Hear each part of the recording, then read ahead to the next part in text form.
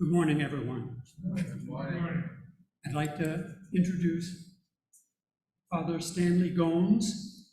He is the director of the Ministry for Retired Priests for the Archdiocese of Newark. Currently, there are almost 200 retired priests in the Archdiocese. He's also the director of residence for retired priests in Rutherford, New Jersey. That is not why I asked him to come and speak to us today. I invited Father Gomes to relate the story of his journey or way along the Camino de Santiago from the French side of the Pyrenees to northwestern Spain. It's a journey, a pilgrimage of almost 500 miles by foot. I met Father Gomes first at St. Teresa of Avila Church, where he would say Mass very often for the Children's Mass in Memorial Hall there. The sermons were always wonderful, and I recall that he would always address, there were adults and children, he would address the children at the Mass and the children at heart. Father, I think today we're just children at heart for this presentation. Thank you very much.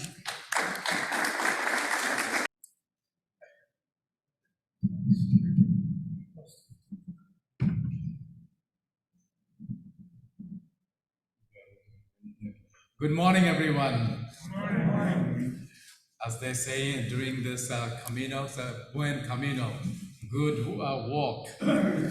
I have a few stuff that I need to get out of my bag, and eventually I'll show you one or all as the time goes on.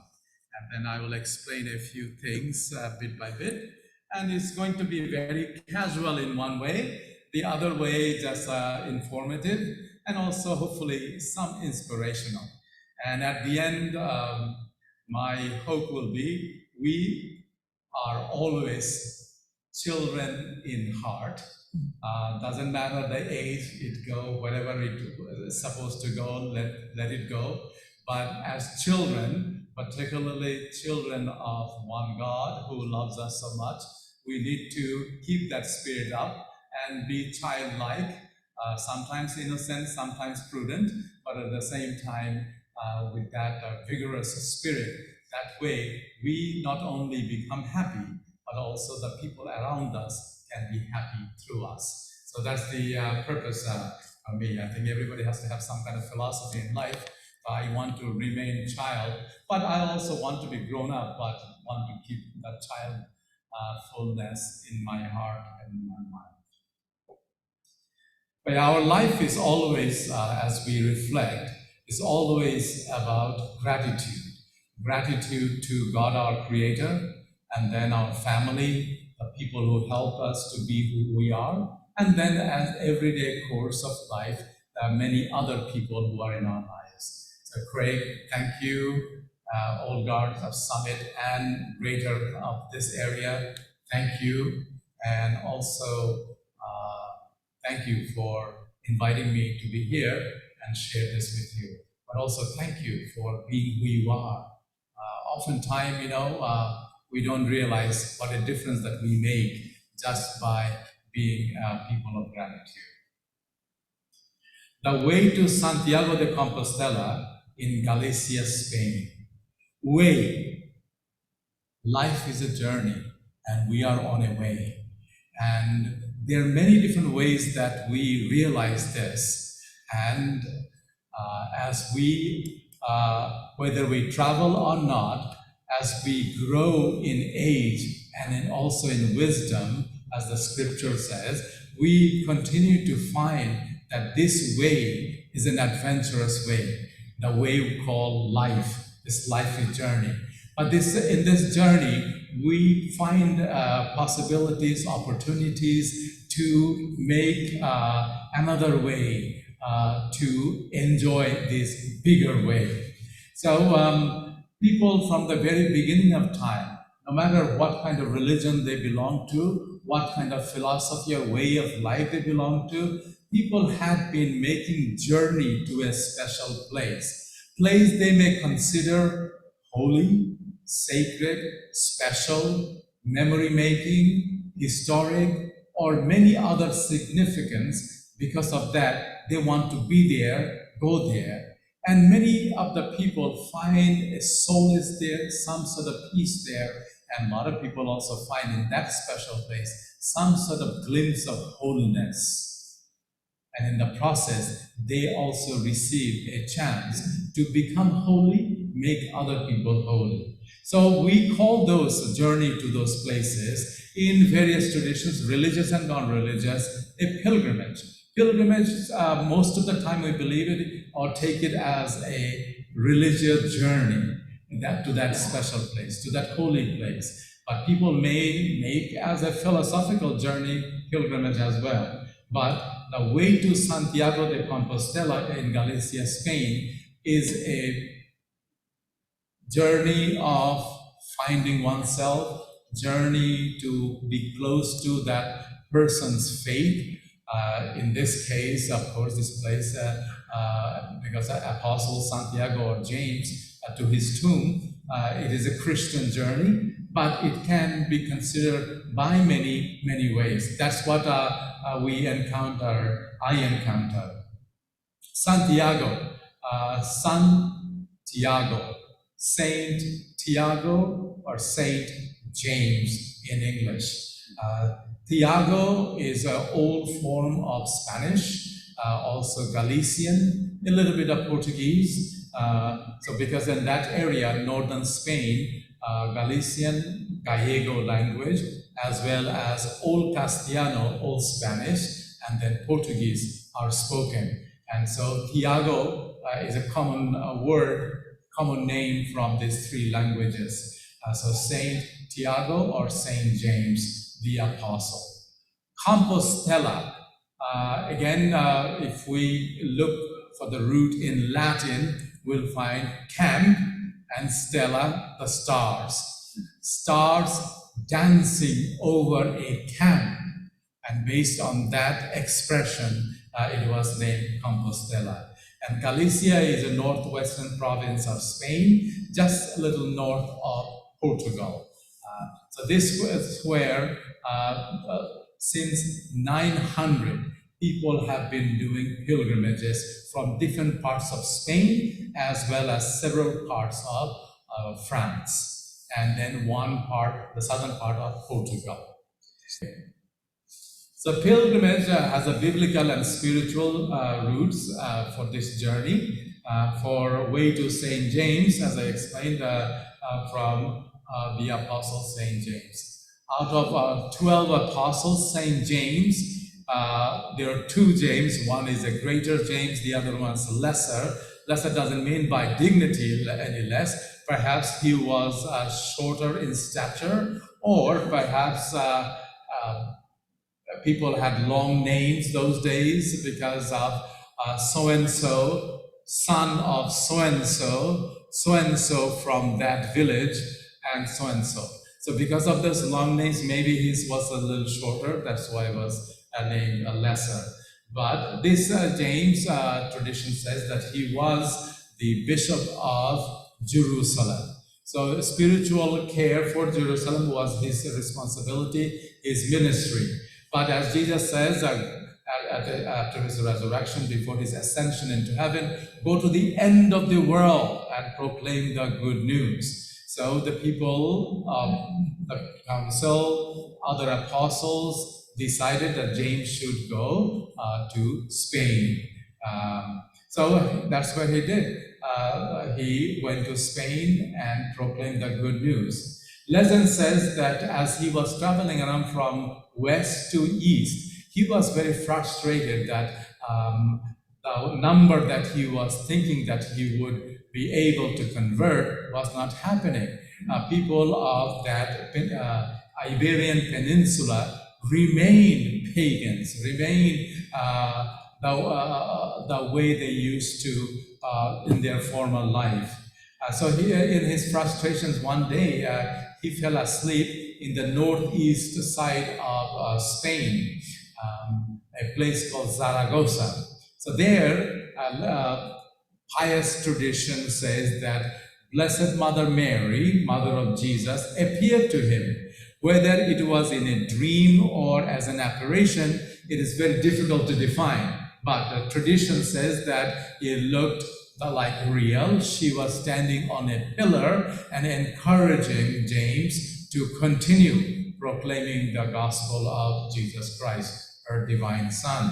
So that's the place is sacred also, a site of pilgrimage. So it's called Our Lady of Pilar in Zaragoza in Spain. So then during this time, he also got instruction that he should return to Jerusalem. And he did.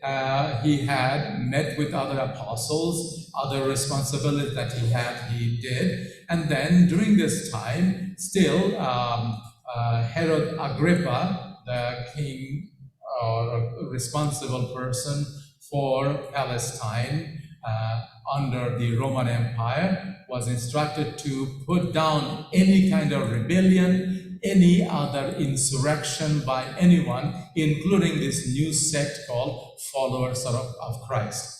So St. James was the bishop of Jerusalem. He continued preaching. He was arrested and then he was beheaded. But his apostles, his disciples, his companions, those who followed him in this proclamation of the gospel, took his body back to Spain. And they buried it in this northwest corner by the seashore. And it was forgotten for many centuries. But the legend says that one time a monk who was looking after the cattle of the monastery saw at night or at twilight that the stars were dancing, in the sky. And he came to realize after discussing this matter with his superior that most likely something divine or divinity related holiness is in that area. So he wanted to investigate.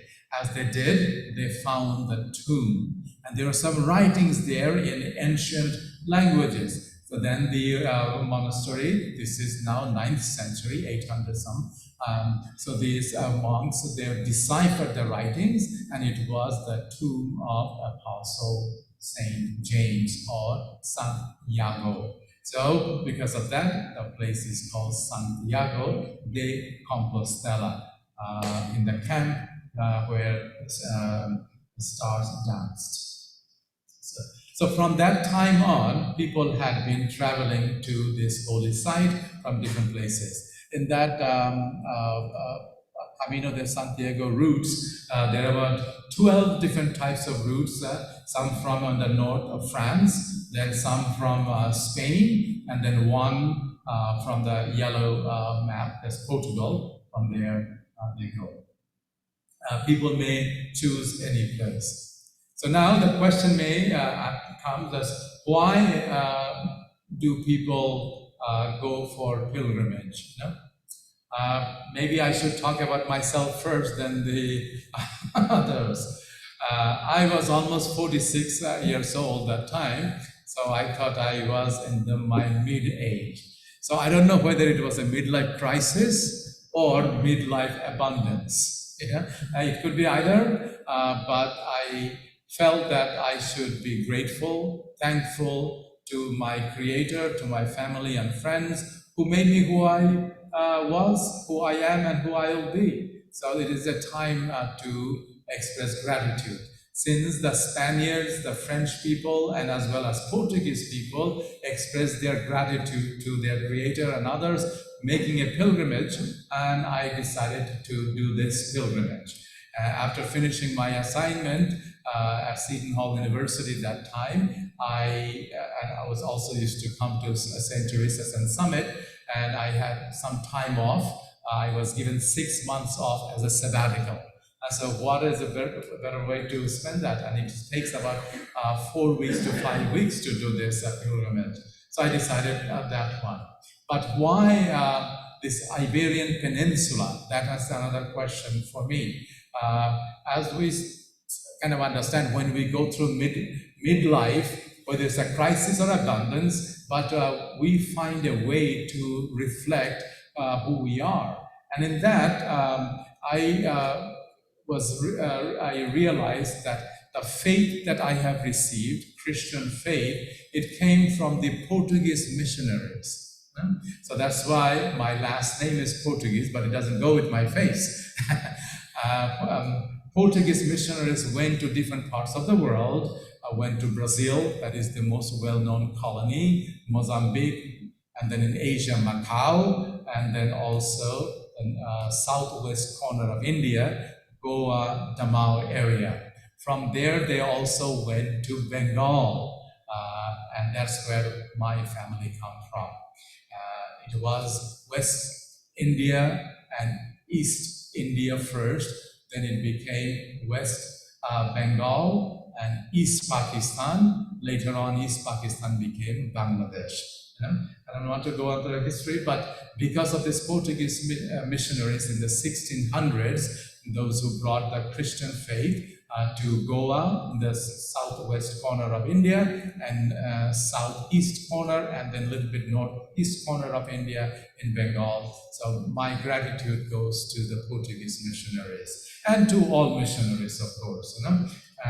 So to do that walk of gratitude, I decided to go there. All right, yeah. So you can see the Pilgrim right there. And if you make a journey, you will see that smiling guy. Many other people like that. Not all smile though, there are different days and all. To go to a pilgrimage, and when you will be doing this for a good couple of weeks, couple of days at least, there are many different things to prepare for. One thing, of course, that was vivid, a mochila or a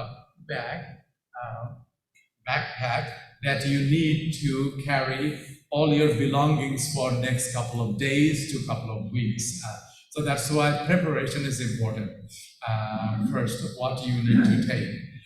But also your mental preparation is also important.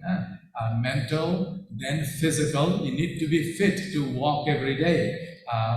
For that, before you are gone for the pilgrimage, started your pilgrimage, you need to physically get fit somewhat. And then spiritual, that's also very important. There's always a purpose for a journey, always a purpose, goal for a spiritual journey called pilgrimage. So the spiritual, why you're doing it, what you want to get out of it. You want to be holy, you want to find yourself, you want to have a conversion experience, you want to say temporarily goodbye to the people of your family and loved ones, and then also be ready to embrace new ones in your life because you meet people from all over the world. So all this kind of preparation needs to happen, at least mentally, Then also little financial preparation is important here, because for a couple of days to a couple of weeks, you'll be away, you'll be in a foreign country, so you need to kind of think of what you need, how much money that you can spend. So budget is important. First of all, there's your plane fare, train fare, automobile fare, bus and all. You need to go. Get ready with your passport, visa if you need to, get all the tickets and all. Then how much money it may cost every day, so that you may need to kind of budget there. Plane and all the other stuff, you can figure it out through the internet.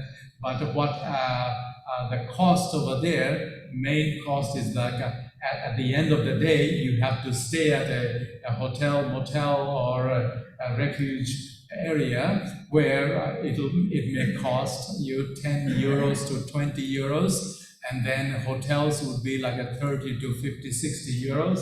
So you'll have to put that in your budget also.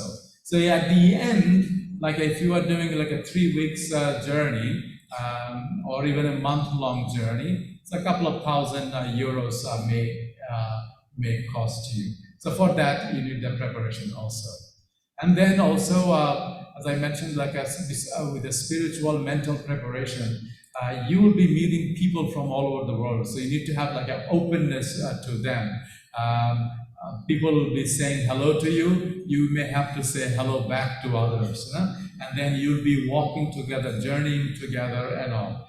So during this time. Then languages. Sometimes we are so used to only one language, English, to hear another language, it may make us confused, even annoyed at times, right? So we need to be open to that. Then we'll be hearing in this foreign country, Spanish, English, Italian, German, and many other languages. So we need to keep our ears open, heart open for that.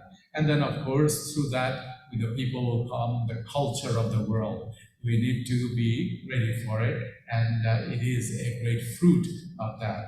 Also, you will make friends, and as you talk, converse with them. So it is. So as you begin to walk, you will see a certain things there. There is a shell that you see. Shell is the symbol of Saint James. Why, how it became a symbol, there'll be many reasons for it. They say that when they brought the body of Saint James and put it on the field, they found snails or other creatures like that with the shells were around him. So that became one way of his symbol. Another was that since he kind of walked around, preached around by the seaside, Mediterranean Sea to Atlantic Sea, ocean, the seashell will be a natural symbol to explain who that person is. And then here you'll see the cross. This cross is called St. James Cross, and you'll see this very often there. So the shell signs, as you see that, keep moving. You'll see the signs in yellow or red, because St. James color, giving an arrow mark. Just move forward, just go. El Camino, the way, so buen camino, good way, move, journey, go forward. So that it kind of encourages everyone to move forward. So it is important that you continue to move forward. So one thing that I need to share with you, what happens during this journey. I began to say about why I was doing the journey, whether it was a midlife crisis or abundance. It can be many things that people are looking for. So you will find people are pondering during this journey. People are trying to look for an answer that they're looking for. Or even you will see that people feel like a lost, or you will find people so exuberant, jubilant, because they are finding some meaning to do through this journey. As they're doing this physical walk, they're also walking in mind and heart. As you walk alone or with a small group of people or one people, sometimes you talk, sometimes you walk in silence. Whether you are listening to some music or just walking alone, you ponder, you meditate, you think, you even imagine about you, about yourself, people in your lives, all the other things, even work, non-work, society, world, many different things come to your mind as you make this journey. It is not that everything is all holy and good, but there'll be other type of thoughts will come through you. Because when you make this journey, you are learning about yourself. You are learning about the world. You are learning about other people. But most of all, you are looking into the very deep of your soul. You are seeing what is there. Who is this person? I asked, who is this Stanley? Why is he doing this? Why? How? And then what's next? All different types of thoughts will come, and you will be entertained at times, and you will be frustrated at times. And also at times, you will be saying, what is going on? And then you will see that as you do that, your body is telling you something. You may have tiredness, you may have fatigue, you may have exuberant in your body. Whatever that is, that also helps you to know who you are, how you operate, and finally, who the real person is. Oftentimes in our busy life, we have work, we have our family, we have our society, we have our church or gathering, we have our old guards, and many other activities that we are part of. Sometimes we do not have time for ourselves. Who am I? That question never gets answered sometimes. No? And this time, as we're moving, as we keep moving, we're also pondering, meditating, thinking, learning about ourselves. So that's another fruit. Why people do this journey, or any journey, like pilgrimage, and what the outcome of it, what are the fruits of it. Okay, so as you do this, another fruit is that you see the beauty of creation. Whether it is a river, whether it is the Mediterranean Sea, another lake, Atlantic Ocean, anything that as you go through, you wonder and also feel grateful to God the Creator. And as you see the beauty in the nature, you also find, after all this meditation, ponderment, moving forward, you can look into yourself. You see yourself also in the nature, and you are able to look inside of you and say, wow, God had created everything good, and thanks be to God, our Creator. If you have someone, if you do not call God Creator as God or Creator, if you have other vocabularies, that becomes strong too. If someone is a Gnostic, if someone is agnostic, or somebody is a pagan, doesn't have any religion at all, that's fine. If we all have the freedom to worship and not to. But in the midst of that freedom, you are appreciator of all the nature that you see, but at the same time, looking at yourself, you say, wow, I am a good person, and I have lot more possibility. I can be better person, and I can be the best of the best. I am a work in progress. And what a beautiful insight that is.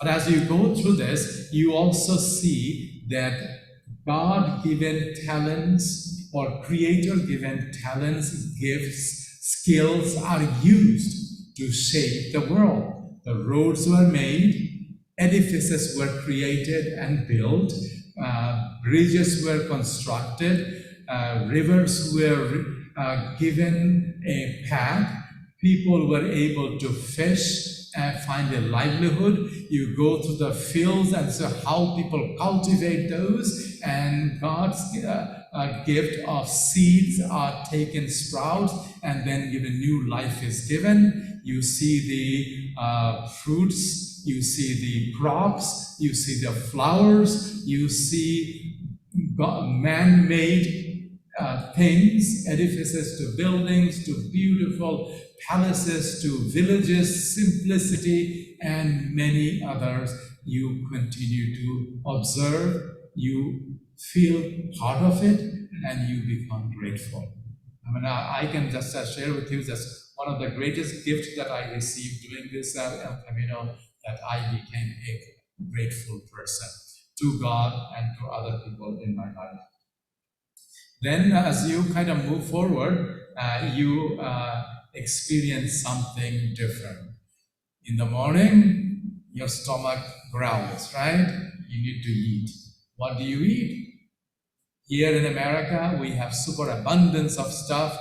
We buy things from the supermarket to grocery store, bring home. We kind of take it for granted, right? But when you go through the villages, small towns, and big towns, and major cities could be Leon, Castile, Asturias, could be Pamplona, where the bull run happens, Madrid or other places, capitals, and minuscule small village where population can be only a few hundred to a few dozens, and there you find how people live. From breakfast, lunch, dinner, as you look for food, you find different establishments, even some places, small areas, the local people will put bread, wine, coffee, water outside of their door for the pilgrims, the peregrinos. Those who are pilgrims, for them, some little food. So their hospitality, extension of their love and care for the pilgrims, you can see that. So that's another thing to observe as well. But when you go to a country, new country, every country has their own cuisine. So in Spain, you discover different types of food. We began this French route from Saint-Jean-Pied-de-Port in the southern part of France, crossing Pyrenees, coming into Spain, and so their local cuisine becomes kind of part of you. So in the morning, they eat maybe tortilla española, which is eggs and potatoes together. It's like an omelette, but it can be like a quiche also, and then with some bread, butter, and then orange juice, freshly squeezed orange juice, other fruit juice, and coffee. Coffee is also a cultural experience there. We are often, the coffee that we have, we call it instant coffee. Over there, they call it cafe americano. A bigger cup, bigger mug, a little bit lighter, and you take it, whether you take it black or with milk or sugar and all, it's up to you. But over there, they are used to espresso. Tiny little cup, concentrated, really, really bitter drink. You may have to use a lot of sugar, and then, but you feel the caffeine working right away, But also cappuccino and all. But as you know, cappuccino is a coffee that is only for morning, only for breakfast. Even at lunch or dinner, they will not have cappuccino. They'll have cafe and others. But in America, anytime you want. So cuisine is another experience to find. Spain, the people in the north, they love meat, and by the coastal areas, they love fish. So wherever you are at, you will be having abundance of meat in different way to cook. As you go through the different regions, different provinces, you will find their way. And then as you go to the coastal areas, you'll find their way as well. In the coastal area, as you come to Galicia and all, one is a food, of course, but you oftentimes use as a snack or midday meal, light meal, is octopus, called pulpos.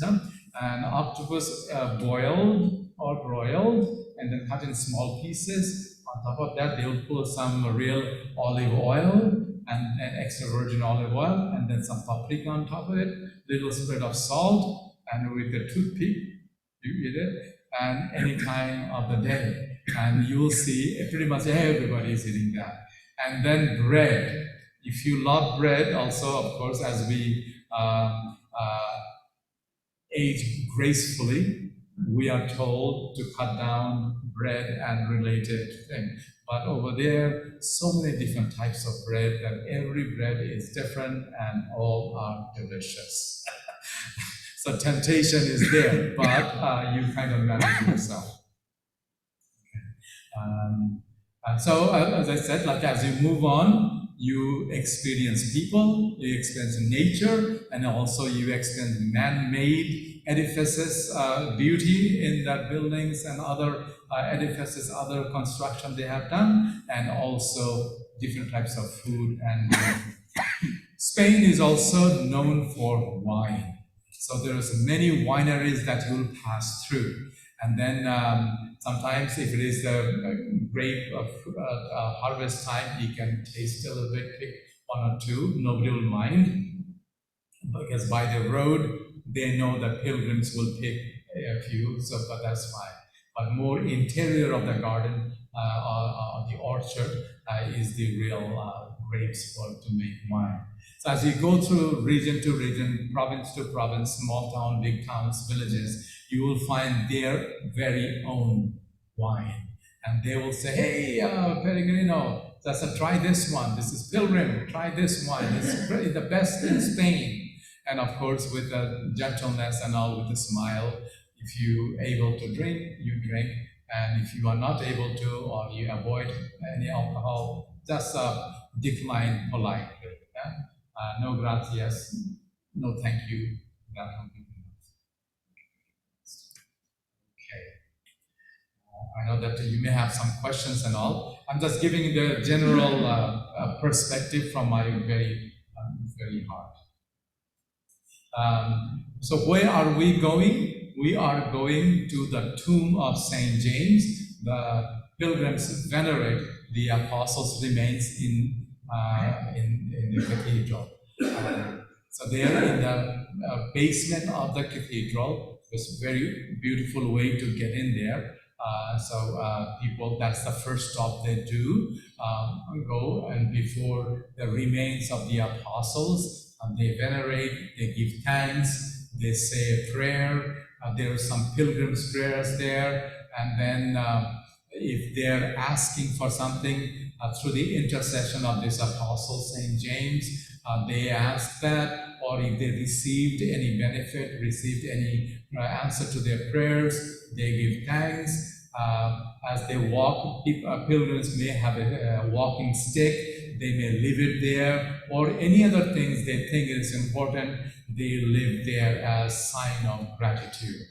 Okay? And then people finish their journey to the Finisterre. The place is called all the way to the end by the Atlantic coast. It's called the end of the world. Finisterre, end of the world. Up until Christopher Columbus's time, people thought because Spain was part of Roman Empire, it was end of Roman Empire, meaning end of the world. Even in the 1400s, people believed if they continue to go straight on the ocean, they may fall. You know? Because the idea of the world was round was not that fathomed yet. Some philosophers and Copernicus and others, they did talk about that over the time. Still, they're waiting for Galileo, I guess, to make it more vivid. So that's why they come at the end of the world and leave their boot there. So this boot is a copper made, but it's a symbol that the pilgrims leave their boots they walked on this 900 some kilometers or 500 miles. So the fruits are really, really vivid. For me, gratitude is number one, but then other things that people will come to realize is that number one is that I had done something. I wanted to do this walk. I wanted to do this special project, this pilgrimage, this walk, this journey, and I accomplished it. I finished it. It is a great feeling of finishing it. Then happens also renewal. We are like a board maybe, or doing the same thing over and over again. We need some time off to renew ourselves. So people go to the pilgrimages or walks or something like that to renew themselves. So it's a renewal and all. People also are looking for change, maybe spiritual conversion. People are there, even some prayerful people, they go to church every Sunday, but nothing else is happening inside. They want to make it a little bit renewed, make it like a converse, so that they are looking for some conversion experience, to be more close to God, to give God, the Creator, more time, more of themselves. Even to the family members, the spouses, probably they may feel distant. And now doing this journey, doing this pilgrimage, doing this walk, alone or with the spouse, they find themselves to get more closer, to be more spousal. Sometimes it happens that when you're married for 30 years, 50 years, you live under the same roof, but you are not spouse anymore. But it happens, right? It can happen to anyone. but we need the opportunities, occasions, situations, some sort of activities to do so that we can become spouse again or related to one another, like parents and children and siblings and others. We need that conversion experience time to time. Also going there, we find a different worldview. Here we are all Americans. We may look different, our skin color may be different, but still we are all Americans. One principle, liberty, and pursuit of happiness for all. We believe in that. So we kind of, in the midst of our differences, we become one. We are united under one flag, under one God. We find ourselves united. We are one. Even though we may have different political views, different religious views, different philosophical views. That's normal. We are human beings with free thinkers. That's okay. But as Americans, as citizens of this great country, we feel one, united. That's why we live in the United States of America in the midst of diversity, but we feel one. But when you go to the pilgrimage like that, places, people come from all over the world, so they're even in the midst of differences, you find, yes, they're different. They're Germans, they're Australians, they're Irish, they're Indians, they're South Americans from this country or that country. They're from Guam, they're from Uganda, they're from South Africa.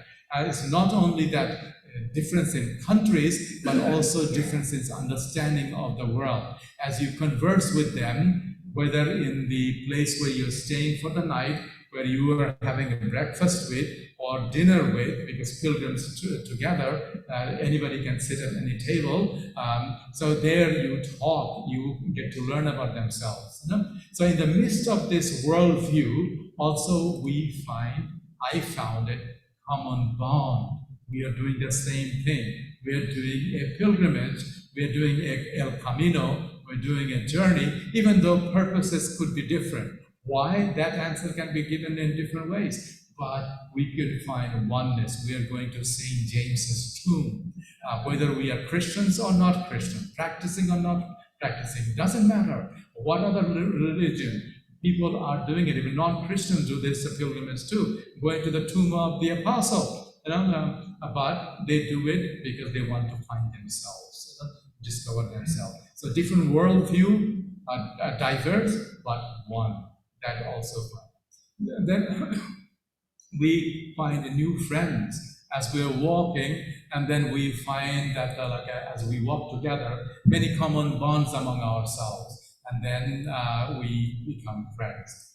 I met this couple from Ontario, Canada. Although originally they are from New Brunswick, but since they were in the military, just retired, a few years older than me, but they joined the Canadian Armed Forces right after their high school. So they gave 25 years almost, and so they were able to retire with good pension and everything.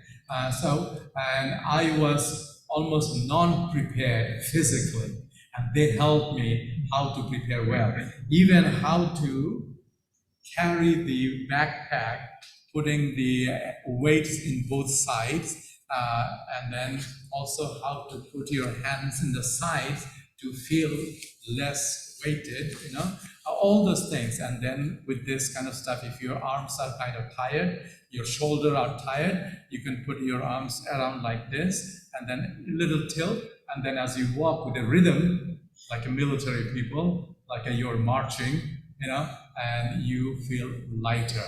Also, they told me how much we can carry. We may think, we can carry, I'm a strong man, strong woman, we can carry a lot. But the rule is, you can carry only 1/10 of your body weight. That way, whether you are going uphill, downhill, or flat, you are able to manage your backpack well. Otherwise, after walking 1 kilometer, this pack becomes heavier and heavier and heavier. So very interesting. So this Bruce and Darlene became my good friends. As I was walking, I knew a little bit of Italian. And I also, after finishing this, I was going to go back to Paris, the capital of France. From there, I was going to go to Italy, in Rome, for 5 months, because it is my sabbatical. So I would have 3 months of formal classes and then other activities in Italy. So I started to learn Italian way before, and I was able to have a general conversation. So as I was walking, I heard some Italian, and so this group of people, 4 friends from college and even at work, they're from Milan, and so they're walking together. Since they were speaking in Italian, I said hello to them in Italian, and then we started to have some simple conversation. I told them my Italian was like a grammar school level, so to be kind to me, and so they used simple words, and we would converse in Italian, and that brushed up my Italian. And not only that, I became friends with them. We walked up for about 2 weeks together here and there. And so not only that, when I went to Rome, I had some time off. I went to Milan to visit them. They took me to their families, to their houses and all. So, and then still now, we are in touch. The day before yesterday, I spoke to a couple of those Italian people there. Even I was invited to one of their weddings, but it was last year with the pandemic time, so I could not go. But sometimes, time for question and answer is almost approaching. And then we discovered that all of us have a nomad spirit in us. We all love to go around sometimes, even though obligations from family, work, society may chain us, but we have that bird inside that wants to be free and fly. And so as you walk freely, without any kind of strings attached, you move forward to the tomb, and you find that nomadic spirit, that free bird inside. And then living with simplicity is possible, because all you need is in a backpack, for at least next couple of days to next couple of weeks, a month, or maybe a little longer than a month, 5 weeks or so. So it is possible to live simply, without Wi-Fi, without cell phone, so on and so forth. But these days probably it is good to have a cell phone, because for emergency or whatever. But we can, we can live simply.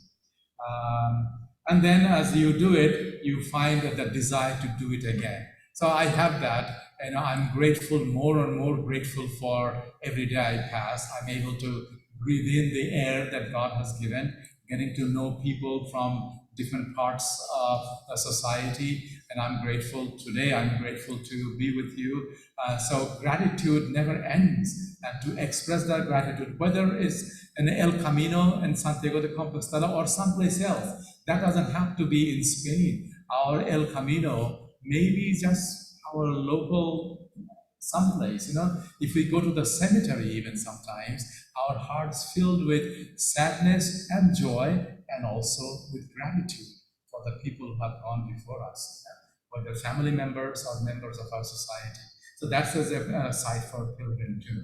So what my experience, what I live with you is that I found gratitude is important. You may find something else, but it is that we all find something making a journey like that. Wherever this journey is, but we are already on a journey called life. Let us live this life fruitfully and with gratitude and helping one another. And thank you so much. But I just wanted to show you something. There are a couple of books are there to prepare. You find this Camino de Santiago. Then one thing that you need to subscribe and buy is a Confraternity of St. James. This book is important because it helps, it tells you where you are going, one by one, kilometer by kilometer. So you start at one point, and then 3 kilometers from now, this place, there is a hostel, there is a small bar where you can have some food. So this is very helpful, and then where to spend the night and so on and so forth. It is very, very good. It's published in England. Then you need to buy a good guidebook, not too heavy so that you can carry it with you. Camino de Santiago, a book like that, is about I think $19. This kind of books tell you where you are going with the maps and all, and also to keep some notes, and tells you how far you are gone, how far you have to go, some pictures that will show you this is how the hotel or motel looks like, this is the church of the town, and then they show you the maps up and down, latitude, longitude, all sorts of stuff. If you are lost, you'll find a direction there. So it's good investment to do. And then one of the important things I would like to show you is called that when you get to the first spot, you have to get a document like this. It's called the Pilgrim's passport. When you take this passport, like that, and from the first spot on, wherever you go, you get it stamped. Okay, you get it stamped. You get the stamps, and when you come to Santiago de Compostela, the last stop, when you go to the Pilgrim office, they check all of those, because a requirement is you have to do at least the last 100 kilometers by walk. Some people do it on bicycle, they have different regulations, but they will check all that, and then they'll do the final step. And after that, they'll give you a certificate called Compostela, and that is, the certificate tells you that you have finished the path, the journey, El Camino. And guess what language it is written in? In Latin. So you can brush up your Latin there. They will give you, if you want to, and translation, but translation is very easy, stating that you had started at that point, you finished at that point. Santiago de Compostela started at that day, finished at that day, and may God be with you. But also your name, they will translate it in Italian. So I'm sorry, in Latin, and then there are seals there. So this is a kind of an interesting thing that says, wow, we got it, we did it. And then you relax for a couple of days, recuperate, and then you return home or go on your other business, other plans.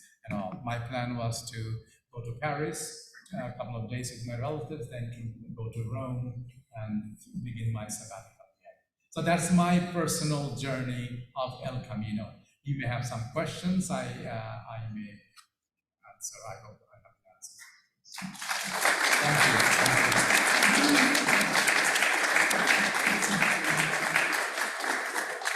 Ask for questions.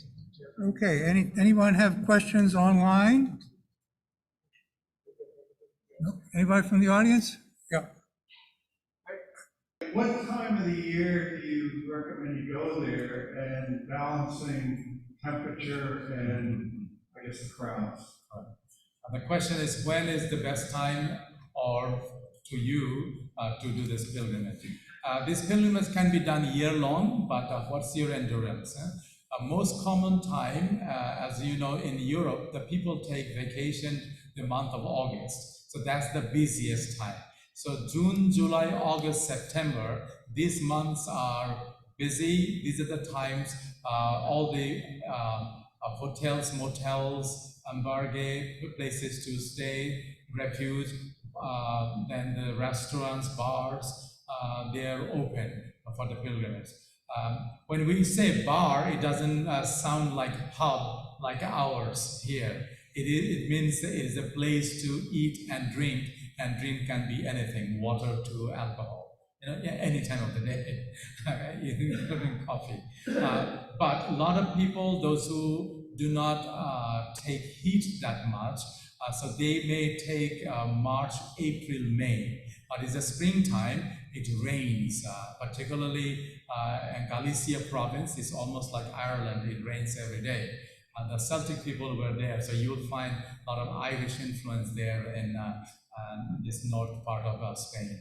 Then a lot of people like September, October, November. These are the time, it's really fall season. good weather, and also the places are open. But winter time people do, but some places, because of the Pyrenees, it may snow, so you may stop your journey, or it may be too cold, and some places will be closed. So I would say for us, fall is the best. Yes. Okay, online, we have Rick Smith.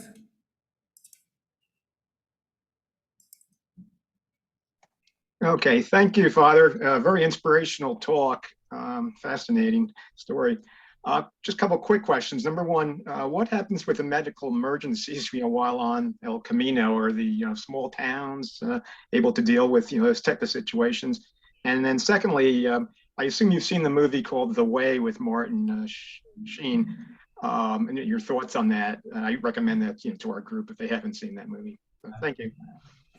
Spain is a modern country now, and even though this pilgrim path goes through towns, villages, like also obscured areas, fields, and also big cities. But since pilgrims are always there, emergency help are around the corner. But what I mean, that it's good to have a cell phone to let anybody know that I am injured or this is a situation. They will send someone to fetch you, or they will say, if you are able to come to the next village, and we will transport you to a hospital or something. And that's why in that connection, it is good to subscribe or get something, any literature from the Confraternity of St. James. They have many numbers there in case there is an emergency. But by all means, I would say have something like this. Also your cell phone these days, don't forget your cell phone. You don't have to use it every day, but it is good to have. Yes. Richard Salvo has a question in the back. Yes. This is pilgrimage primarily on road, trails, alternative routes. These trails, because there are about 12 different paths journey. How are the trails? These go through rural areas to small towns to big town. Like big towns, I would say, like it goes through Pamplona and some part of it. But there is always an indication, El Camino, that yellow shells or red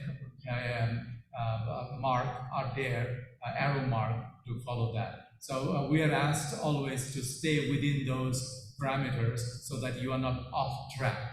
So you will find everything: city, small town, paved roads, and then dirt roads, and just into the fields. I think there was a question about the movie The Way. Emilio Estevez did a great job, even directing his own father, Martin Sheen there. He wrote the screenplay very well, and the people in the staff or in the team did a wonderful job.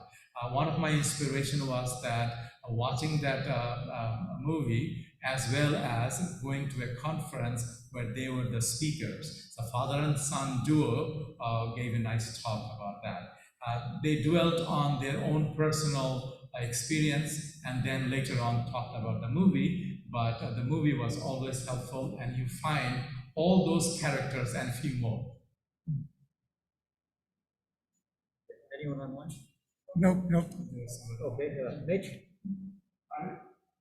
How many days was it for you from start to finish, and was your journey a slow one, a medium one, a fast one? I assume that 500 miles, somebody's done it in like 10 days or something like that. But I assume you did more than 10 days. Very good. How many days? It's all up to the person. You don't have to start and finish that full thing. Some people I met, a group from France, they were like, they had 1 week free for El Camino. So they started from El Piu, someplace, and they walk only 1 week. Following year, they come back the places that they left off. So that's how they go. But those who want to finish it, so from St. John Pier de Port, this is about 900 some kilometers, about 500 miles. This may take In a fast track, those who are really walk fast, about 4 weeks. But if you are a little bit, want to take a little time, walk slower, 5 weeks is a good time. But you find your way, because this is your journey, your pilgrimage. There is no set time unless you schedule something. Not that you have to finish at that time, have to go someplace.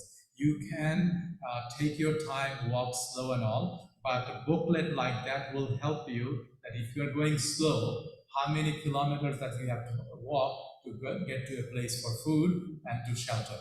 Okay. Summertime is a longer day, up to 9 o'clock you can get there, but you get to a place and then the place is full. So you have a difficulty. So you have to plan that way, one pace. And then also it is recommended that you do it alone. Alone means that you meet people, you walk with them, but if you are in a group, some people walk fast, some slow. Some people get tired very quickly. Some people can go whole day and they're still going, like Energizer's bunny battery. So if you are by yourself, if you're walking faster, you can move forward. If you are going slower, you can let other people go and you stay behind. But as long as you have a guide, I mean, that's that kind of guide. So that's helpful. So if you want to do the full thing, I would say schedule 5 weeks at least. Depending on your fitness. But some people do it longer. And if you cannot finish because of some injury, injury may happen. You may get hurt, ankle, knee, blister, this and that, or anything. Emergencies around in Spain. If you see a green cross, that means, like we see Red Cross, there's a green cross is a sign for pharmacia. And there you can ask for any help, even from simple tablets to any other thing they will take care. Bring your copies of your insurance cards, even though they will not be accepted, but they may take a copy of it in case, and then you may have to pay there, and then when you get back from your insurance company, you may get reimbursed. Next question from the audience? Just one here, Father, thank you for an inspirational and delightful talk. And I have to ask, did you wear out a pair of boots on your trip? I had a second pair. It is recommended always, but these days they say since there are many stores can be found, and especially by the Pilgrim area, boots can be found, or sneakers. If you buy a pair of sneaker or boot, wear it before you go. So that it is used. You're comfortable in that. Mine, because one time there was rain, so it got really muddy. So I, even though it was not fully torn or anything, but it was well used, so I discarded that and I used my second pair. But carrying another pair is, I don't know, maybe 3 pounds at least, right? So even that becomes heavier later on.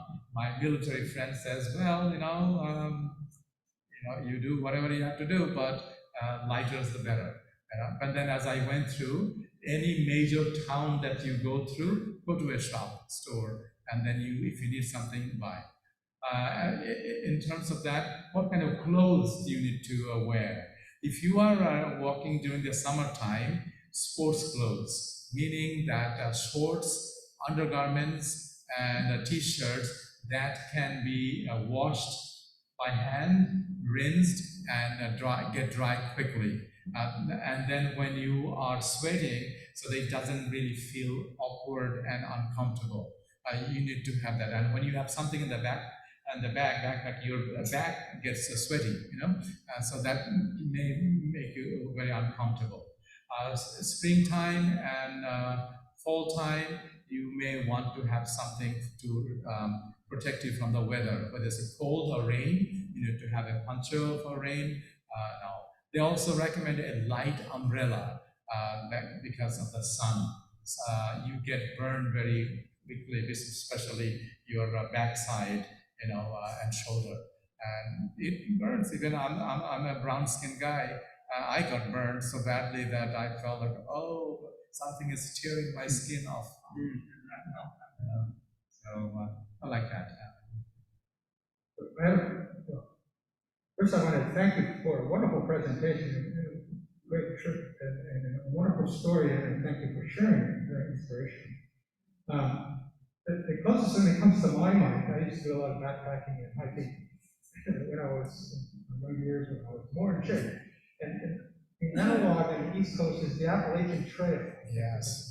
Yeah, I mean, you can hike, and again, it's not called a pilgrimage, but it's the same experience. Because you're hiking by yourself and running people from time to time and make friends. I am wondering how many people are in, is it crowded on this Camino? But if you're all hiking in the same direction, then you only encounter people if you're hiking at different speeds, or maybe at the overnight stays. But you talk about this movie that is also about this experience. But there's also a book, and this was strange. My wife, just the other day, suddenly started, she didn't know that you were going to give this talk. She started talking to me about an author she's discovered named Paulo Coelho, who's, I think he's Portuguese, or maybe Brazilian. He's written several books, and she's about to read another one of his books, and it's called The Pilgrimage. And I assume you've heard this book. Have you ever read it? It is actually about his pilgrimage, like yours, on the Camino de Santiago. And it's a very highly acclaimed book. So I'm thinking, we have a book reading group here, so maybe we should pitch this book for our eyes to read. But anyway, thank you so much. Yeah, Barnes & Nobles and any other bookstore, and even in Amazon.com, you'll find so many on Santiago de Compostela and various others walking pilgrimages. Also, as you know, that from in California, from San Diego to all the way up to San Francisco, there is all called Camino Real. That's the Franciscan missionaries. They made this like a one-day walking distance from one mission to the other, and all. So people also make that pilgrimage by walk. Any more questions in the audience? None online, and therefore, Father, thank you so much. And Craig is going to now be with us to thank you on behalf of the Old Guard. Okay, thank you. Once again, thank you. My gratitude to all of you. But also, if you are thinking of making a journey like this, whether Santiago de Compostela or others, it is good to do. But be prepared, prepare well, do it, and you will find yourself in a different manner. And there, as I mentioned, that we met people of all ages. We met some senior citizens way advanced in age, but they do it little by little. They said, well, Padre, this year I'm doing it only like a two spots, and it will be like a 10 and 10, 20 kilometers. That's it. And if I'm alive next year, we'll come back. And then some of them have said, hey, we have all the time in our hands. We're pensioners, means retired. So we'll do as long as we can. If we don't feel like doing it anymore, we go back home. We'll just take the train home. Like that. So there's a lot of people are doing it. But I hope that not Santiago de Compostela only, but if any other journey may come before you, please take it. Life is worth living, and we should take all advantage of it. Thank you.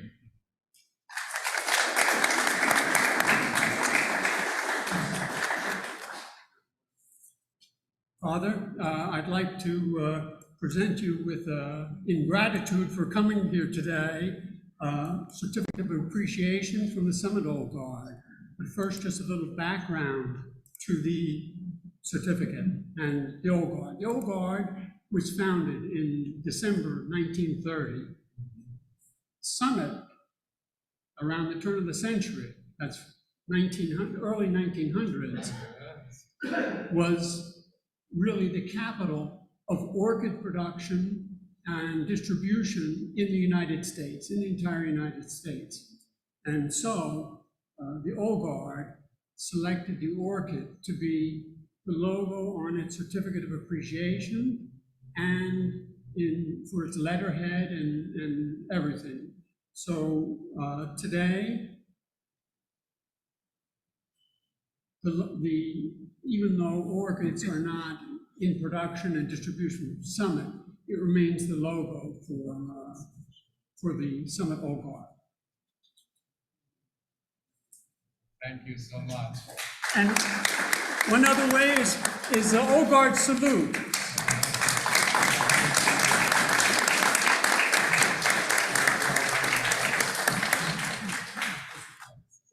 Thank you again, Father.